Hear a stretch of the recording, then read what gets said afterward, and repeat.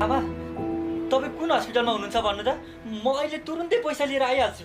बाबु म वीर हस्पिटलमा छु, तर तैँले अहिले पैसा लिएर आउनु पर्दैन। बल्ल बल्ल त चापा जस्तो ठाउँमा जान लागेछ। यो पैसाको कारणले नरोकी बाबु जा। बाह्र म भनेको त टाढामाथिका घाम हो, कतिन्जेल बाँच्छौँ र। हामी अब धेरै बाँच्दैनौँ होला बाबु, तेरो सपना पुरा गर। त जसरी भए पनि विदेश जा बाबु, विदेश जा।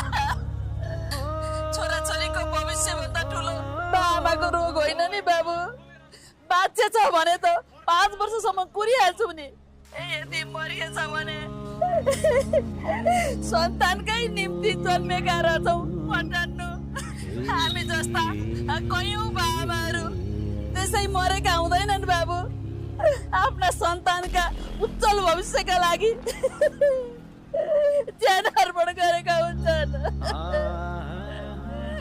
अब म तेरो बालाई उपचारै नगराइकन गाउँै लान्छु बाबु।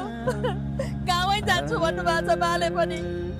पछि विदेश जा बाबु, विदेश जा। आमा आमा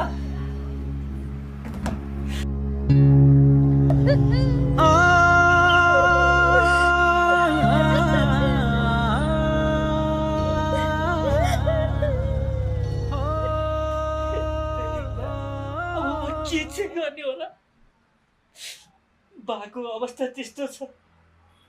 अब म बाको अवस्था हेरौँ कि मेरो भविष्य रोजो?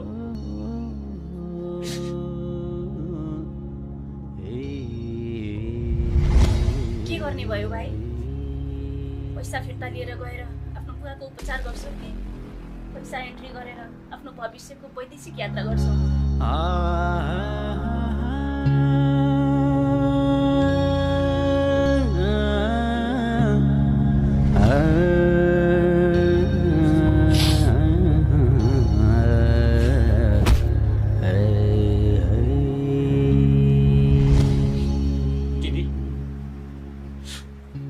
पैसा बुझ्नुस्, म विदेश जान्छु।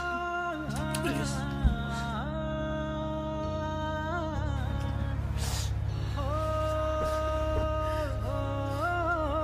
ल हेर त हाम्रो देशको युवाहरूको हालत।